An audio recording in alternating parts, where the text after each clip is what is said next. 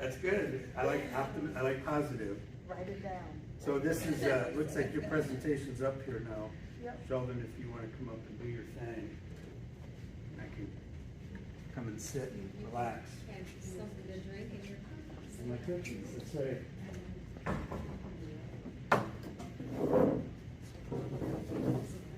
I'm certainly happy to see everybody here today, and I will make one aside, Brad. Mike Casper took a lawsuit against me and kept me off the ballot also. Oh, we got something in common, that's Myself great. and the other So members. just so you know, Mike Casper, I didn't really describe it, is Speaker Mike Madigan's longtime attorney. So he, anyway. Yeah. So something in common. So, Can you talk louder? yes. Okay. So my name is Sheldon Schafer. I've been affiliated with the Peoria Area Green Party for the last 20 years, twice candidate for Congress, once candidate for Secretary of State under the Green Party banner. Professionally, I was adjunct faculty here at Bradley University for over 40 years, teaching introductory astronomy, and I was the astronomer and planetarium director at the Peoria Riverfront Museum and its predecessor for 38 years. And we're interested in all of these things that Brad's been talking about, but one of the things we've done in the Green Party is take advantage of a little known quirk in the Illinois law at the township level. Because ballot access is so limited, and we can hardly get on ballots except for nonpartisan races anymore, one of the initiatives we can successfully do is an element of direct citizen democracy. So here's how to find part of the instructions that we were getting through workshops at our state level. If you go to our homepage and you click on up at the banner there, it says Get Involved. You come to a page, and it's been since updated by Anna Schiefelbein, by the way, our chair, the chair of the Illinois Green Party. But I did this before she did that. You come to this page, and at the bottom of this page, you see a couple of opportunities here. Presentation strategy to place advisory questions on the ballot via annual township meetings. So this is the cookbook formula and how to find it. And I'm going to borrow some of the slides from that, and then I'm going to tell you how we implemented and a few extra things that we did here in Peoria. So this was prepared originally by the chair of the DuPage County Green Party, Steve Alish. So we give a lot of thanks to him for running workshops over multiple years, telling us about this little known opportunity for direct citizen action. So you can get involved, as I said, you can create a non-binding and no threat of a lawsuit because it's only an advisory question, but the whole purpose of this is to pass on the results of these advisory question elections to our public officials, as Brad explained. The first evidence by ballot that people are really looking for this. And for ourselves, it was an opportunity to build our own party and hopefully turn out some Green Party voters. But it's direct citizen action. It requires a ballot via the annual township meetings. And it doesn't require a major petition drive. In fact, it's almost too simple. Don't let anybody tell you. Don't tell anybody that I said it's almost too simple. But it's an easy way to get an advisory question on a township ballot. And Illinois law allows at most 3 advisory public questions.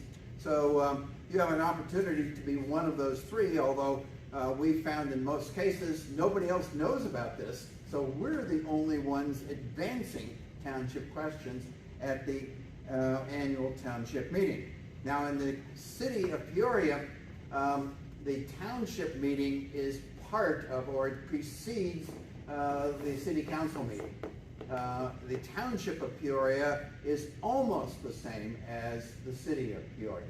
Not completely.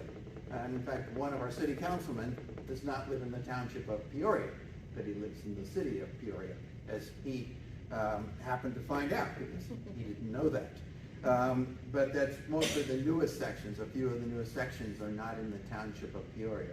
So it's more the old sections of Peoria.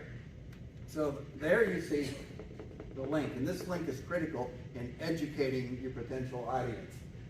This is the Illinois Consolidated Statutes. And believe me, wading through the Illinois Consolidated Statutes is not fun. But this will take you right to the particular section. At the annual township meeting, this law dates back into the 1800s, held annually on the second Tuesday of each month, which this next year will be April 9th. And there's about 1,000 townships where this will happen. It's a little bit different in the city of Chicago. So for the city of Chicago, you're talking about wards, you're talking about a slightly different date, perhaps a different process. We aren't here in Peoria well advised about the Chicago process, but there is an opportunity. So they hold an annual town meeting. It precedes the city council meeting in our case. The city council is the township board, okay? But in this case, one member of the city council doesn't live in the township, so he's not on the township board. And at this meeting, and this is really critical, registered township voters in attendance have the same voting rights as the elected township officials. In other words, my vote was the same importance as the township board vote. They're just other citizens at that meeting. And so if you want to start doing the math, one of the things you may start thinking of is, well, if you're going to be doing direct citizen voting on this initiative and you've placed it before the township, all you have to do is bring, well, let's see, 9 city councilmen and 1 mayor, bring 11 friends. And I don't care how else the vote is going, as long as you bring 11 friends, you're probably going to prevail. So it's an interesting opportunity. So you can vote at this meeting for non-binding advisory public questions, and it's all spelled out in the Illinois Consolidated Statutes. You want to read how to do it. So in 2022, it was supposed to be for the June 28th primary election. That was a little bit of a hindrance for us last year because we didn't want to be on that extra election. We wanted to be on the November election. This coming year, that won't be a problem because they changed the schedule. But there was an intervening election. We actually had to go to the State Board of Elections and get a ruling by somebody at the State Board of Elections that it would not be for the June 28th primary election. It would be for the November election because the way the law was written, it didn't anticipate another election. So in 2024, you don't have to worry about that. And so for the vote to take place, you need a minimum of 15 registered township voters. How's that for a petition number that's doable? So you might just get 30, which is pretty doable as well. And they have to, if it's a city, place like Peoria where there's a confusion of overlap, you do have to make sure. I had certain friends who had been interested in Green Party politics before. They weren't in the township of Peoria, they were in the city of Peoria, one of those excluded sections. So you do want to be, just like on any kind of petition, you want to make sure they're registered in the right jurisdiction. And knowing your township boundaries might be a little challenging. So you have to be careful with that. And then you file this request, you are asking to place the question on the ballot. This is probably the only hang-up vote. You're asking to propose placing the question on the ballot that needs to be on the agenda. You have to file the petition no later than March 1st. And it's probably a good idea to get a receipt when you file. Okay, and so it's a simple majority of the voters present at the meeting. A simple majority of the voters present at the meeting. They will check you as you come into the meeting to make sure that you are a registered voter within the township. So the law is very simple, 15 people. You submit a request to the township clerk to place it on the agenda. And so that's how simple it is. And they don't even suggest a form for the letter or whatever. But in any case, you need to plan. And so, you know, you have to be well aware of all of the one really critical deadline date, and we're going to talk about some other things we did in our planning process. Now, before the meeting starts, they're going to check, as I said, to make sure you're registered. And so you may have to arrive early. It's conducted using Robert's Rules of Order. The township supervisor or clerk, in our case, it's the township clerk, calls the meeting to order. And then nominations for the meeting moderator are accepted. In other words, it's not the chair of the township board who moderates the meeting. You elect your own moderator at the meeting. And so again, you bring your friends. You better bring your friends. Then you can be the moderator of the meeting if you want to. So it's important to know that that's part of what happens. So in our case, the mayor, you know, could have, we actually did let her chair the meeting. But the moderator is key if you think you have a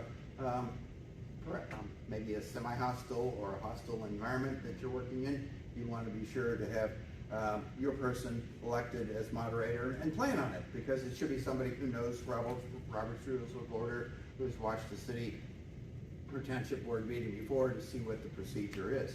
Normally a township meeting calls itself to order, they pass the budget, and they close the meeting.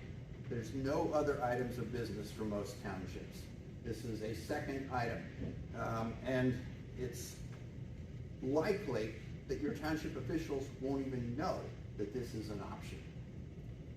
They won't even know this is an option. They don't know the law. That's why you better have the Illinois Consolidated Statute section printed out and a link for them to check it out. And you should also be aware there can be other people in the room, so that if you know, you have 30 people who aren't your friends there, you don't know how they're going to vote. They've never even heard of this probably, so you might have a few extra friends come. But be sure that the moderator vote is accurately counted, okay? And by a raise of hands, you count it carefully to make sure you get your moderator in, or defer if you're not going to put your own moderator in. But then the moderator that you've elected from your group presides over the meeting and works the way through the agenda, which is normally one item, and now it's, if you have a township question, it's 2 items. So when the agenda item to decide is taken up, the moderator should allow some period for public comments. You want to be, again, aware of the procedures for these kinds of things. There is a time allowed for public comments, and you can also try and figure out if there's other people in the room besides your friends and the township council, what the sense might be. So the moderator will basically run the meeting and get the sense of the room. And again, when it comes up, when you do the final vote, make sure that it's counted carefully and accurately. So that's the basic format. Very simple. 15 signatures with a question proposed, submitted to the township clerk, and by March 1st, and then you come to the meeting with friends to implement it. So in December, this was the time scale for how we pursued this. In December, we chose the question for the public referendum, and right now we're working on our next township question. This next year, we're going to be working on a ranked choice voting question, and we do want to be consulting our other guests here a little bit on that to consider how local it should be or shouldn't be. Since this was the first time, we picked, as I said, the redistricting question because one, it was well known due to the efforts of Change Illinois. I wanted to pick a simple question that could create broad support beyond members of our party, and this is certainly a question that has a lot of appeal, as we sure found out. It shouldn't require a lot of education of the public if you don't have any way to spread that word, and we didn't.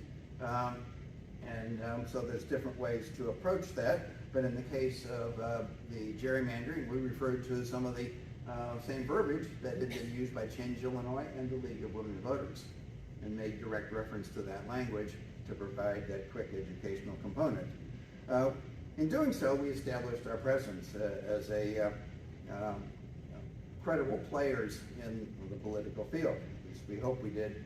So we can come back, and now this year we can try a little more complex advisory question.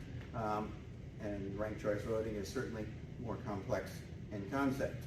And so we picked the question in December. In January, I contacted the township clerk. And again, these folks in your various townships may not even be aware of this particular element of the Illinois Consolidated Statutes subsection on townships. So I stated our intention to present the petition to her, and also gave her the reference to the Illinois code so that she'd have that as a reference. Again, we plan on having to educate your township folks. And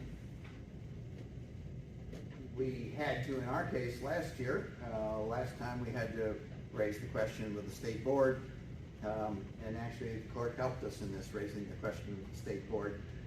So she became an active part of our alliance in a sense. We were both working on the state board, whether this would apply to this special primary election, which normally wasn't there, or whether it would apply to the November ballot. Why the November ballot? Because a lot of people come out for the November ballot, and people of party affiliated and independents. And we provided a draft of the petition, and with the petition in question, and she'd asked for this, and we gladly gave it. Now, although there's no form for this, there's no form required for this, we use the standard form that is used for general petition. So we created what we thought would be to her a familiar form. And the question is, so in the first part of here, we refer to the section of the Illinois Code so that it's in ready reference. Because again, you're doing an education process on here. We're telling when the township meeting is going to be.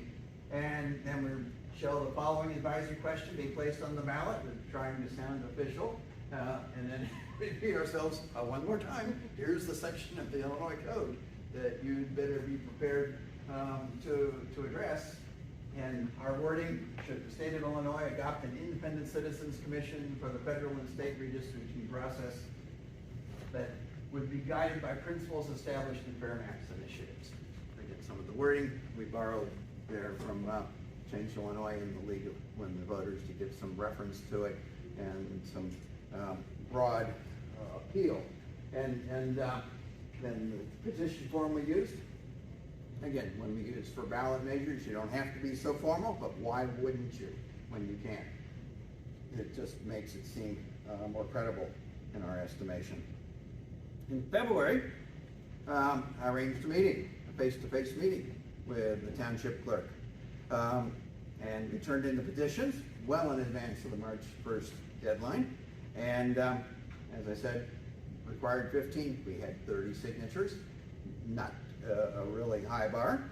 And in our case, the Peoria city clerk is the same as the township clerk, but it's certainly different if you have a freestanding township that isn't part of a city. And we discussed at that meeting verifying the signatures and her role in verifying the registration of voters as they come in to the meeting.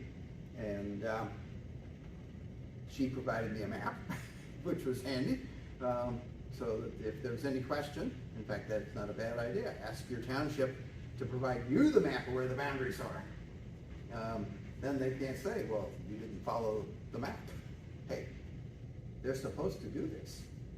And she did, gladly. It turned out she had lived 3 doors down from me a few years earlier. We didn't know each other, but on the same street, but we were sort of neighbors. That always helps. You can't always have that juxtaposition of residence, of course. And we discussed the process of the township meeting and the verification of the electors, and we got a receipt. You definitely want to get a receipt for submitting this petition to the township clerk. In March, we contacted selected township board members to let them know of our proposal. We needed to introduce this concept, which was totally new to them. They'd never heard of it. or one of them had heard of it, but they'd only seen it used once 20 years ago or something. So this is a new process. We stress the scope of the questions allowed by section 205, because that is a concern that was raised in another township initiative by one of our chapters over in Western Illinois. The relevance, the scope of questions allowed is pretty broad. It's pretty broad. And stress the direct citizen democracy aspect of this. Again, these are one of the things that hopefully your elected officials like to hear you talk about, direct citizen democracy. And the ones that we spoke to offered their support and agreed to spread the word. But probably the more township officials you can have face-to-face meetings with, the better, because everybody needs to be educated on this little-known piece of Illinois Township Code. And then the township took care of required meeting notice was published in the Peoria Journal-Star by the township clerk. And probably this has to be noted that this has to be announced in a newspaper. Seems sort of old-fashioned, doesn't it, to print something in the newspaper. Maybe she would be doing this anyway, we could think, because she's calling for the township meeting. But it gave me a chance then to see it in the Journal-Star and make sure that we were on the agenda. And then in April, we contacted the friends we're going to bring along to our meeting to ensure attendance, proper attendance. We provided a summary for all of the people we're bringing along. So you get a lot of education as you go along with this. Let everybody know what's about to happen. We did release a press release to the media. And we contacted a couple more township board members. And here's what we said to them there in the bottom. Again, trying to keep it simple and short. For a simple question like this, it was probably easier, ranked choice voting. We're still debating how much education we're going to have to do within the body of the question. But it is an advisory question. And then at the April 12th meeting in Peoria City Council chambers, we allowed the mayor to be selected as moderator because we already knew that she was on our side. And that's through our prior contacts. Had we not, but she did offer, because she was familiar with this by this point, it's nice to know that people are educating themselves. She did offer to let us nominate a moderator.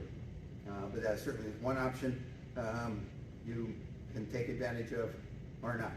And then I spoke on the proposal, and the vote was 28 yes, 0 nays. We didn't need to bring any friends. But it's nice to have this direct citizen democracy. And this is just to put it on the ballot. And that's one of the things you're telling all your representatives, your township board members. They're not voting on this. They're voting on whether to allow the citizens to vote on this. And, so we were part of the formal agenda. And post-meeting follow-up, we had some follow-up with Brad. And in fact, Brad had seen our initiative and already engaged Change Illinois, those folks in this township area, so that they would be prepared to vote on it. Because post-meeting, you're going to have it on the ballot.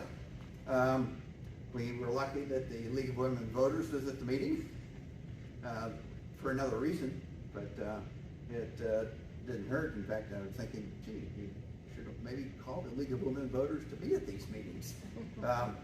And post-meeting follow-up, you also have to make sure and check at the township clerk without sounding like you're double-checking and triple-checking on her. But to make sure that she then submits it to the Board of Elections, because it does have to be submitted to the Board of Elections properly. And I'd also talked to the chair of the Board of Elections to make sure they were expecting it. Getting something out of the blue. We did discover that some townships in Rock Island County did not allow the township question to be put on the agenda. They said the scope of the question was beyond the scope of the law. They made a ruling. Technically, I think that they could be sued for that. because what they did was illegal, but they refused the petition. They refused to accept the petition. They refused to allow it to advance to the township meeting itself, in which case you couldn't have your vote to put it on. So there's the possible hangup. There's where the importance of talking to township officials in advance and educating them on the process and the scope of the questions, since they thought the scope of the questions submitted in Rock Island County, and I don't know specific township, but they said they were beyond the scope. So establishing and educating are establishing a relationship and educating your township officials is important as much as you can do about this, because nobody hardly knows this law exists. Did any of you who weren't? No. No. And you said you worked in township? I've been involved in township government. Yeah. And Nobody I did not knows know this law this. exists. At the annual meeting, they sat down and talked about salaries and different things because you're always voting on the salaries of whoever might get elected next. Right, exactly. So that was pretty much the business. You very rarely had any constituents at these meetings. Exactly. It's a budget meeting.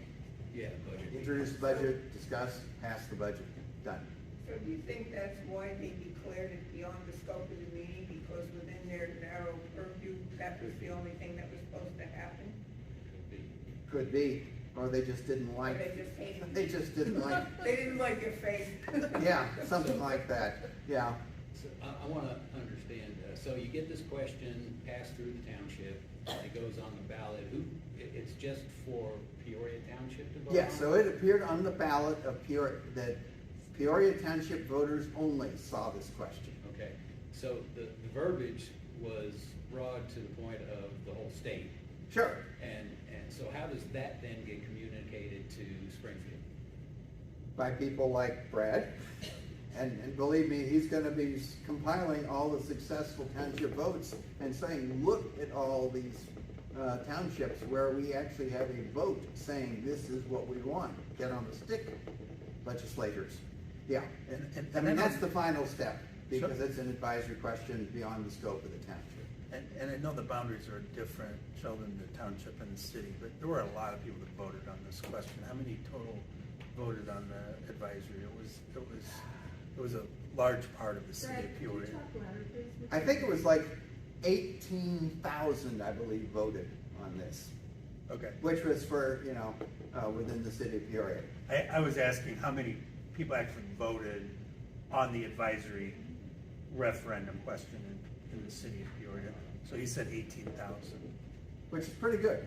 So then how does that then get broadcast to the whole state to vote on, or is that then you have to work with Springfield and work on Springfield? Yeah, so to what we get do, something put on? we have obviously ongoing communications and relationships with our state lawmakers. And so, I immediately communicated this to the ones in Central Illinois, the outcome of this. But Sheldon's right, and Deshaun's gonna talk about this. We have a strategy to replicate this. Okay. Because the more evidence that we could show of the strong voter support behind having an independent commission draw the maps, I think the stronger case we're gonna be able to make for them to take action. Yeah. So, And in fact, one of the outcomes of this is exactly what's happening right now. That we see how this could be replicated at the state level. Imagine 1,000 townships voting on this. yeah, go ahead, ma'am. How are non-votes interpreted?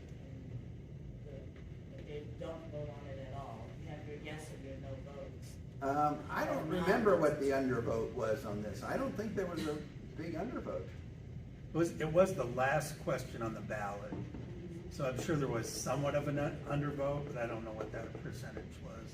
Are they interpreted as no votes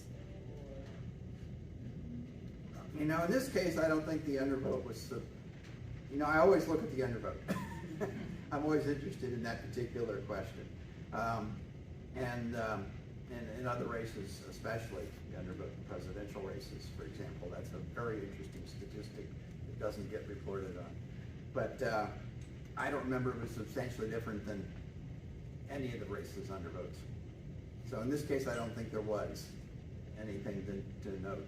Now, maybe we did a good job of phrasing the questions and relying on prior initiatives which had raised this point already, and we had reasonably educated voters going to this poll, so people could sort of figure it out for themselves.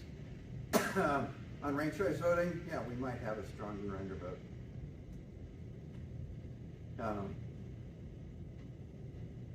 Any other questions on this? Yeah, How many townships are in Illinois?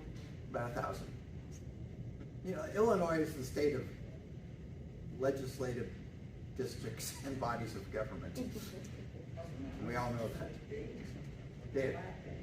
As a point of information, townships are among the oldest form of government in the United States. Back when there were colonies, they began townships. So every colony had townships. The New England town meetings were the fundamental basis that created townships when the U.S. Constitution was formed.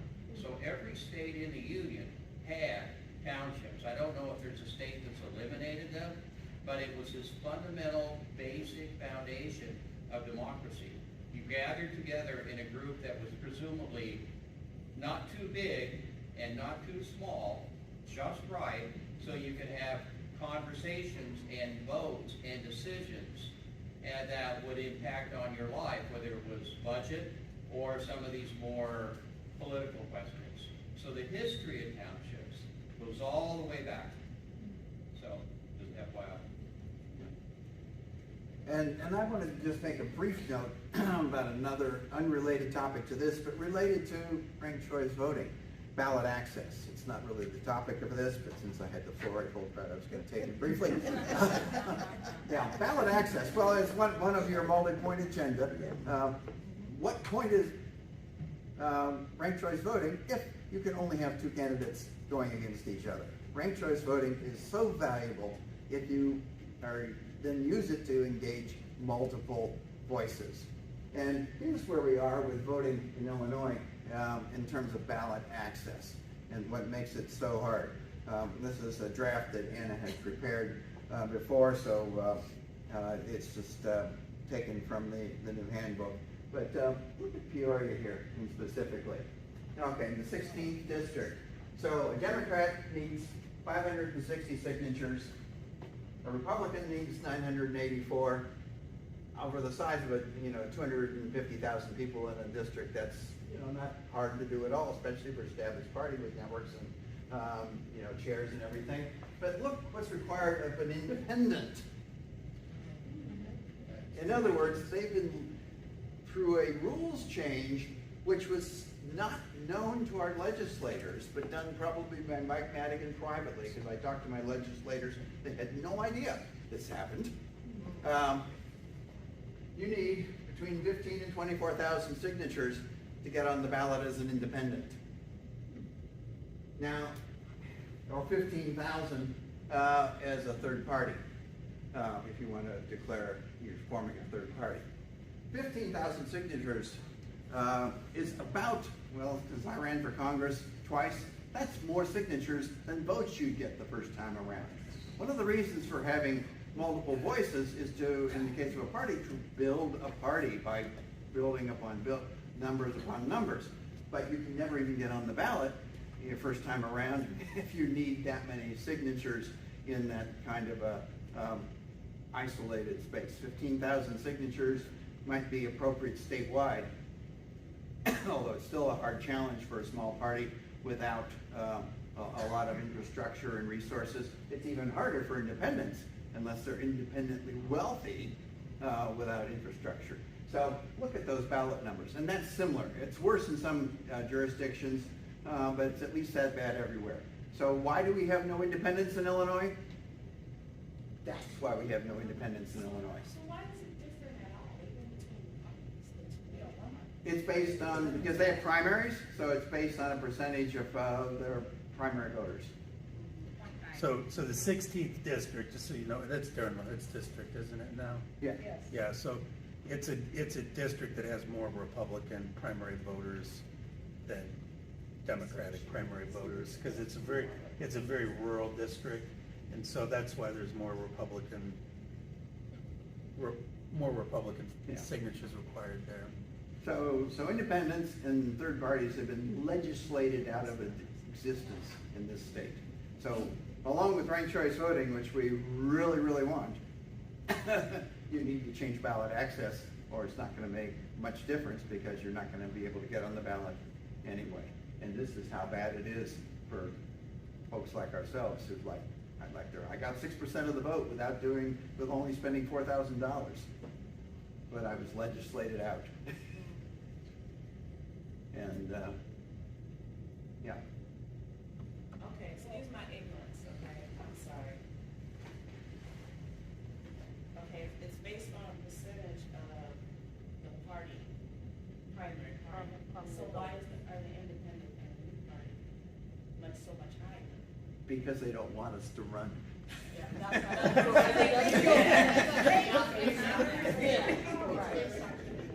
Right. Yeah, I think it's a percentage of all the voters It's in rigged. that jurisdiction. Okay, I'm sorry. No. It doesn't make any common sense. Doesn't make any common sense.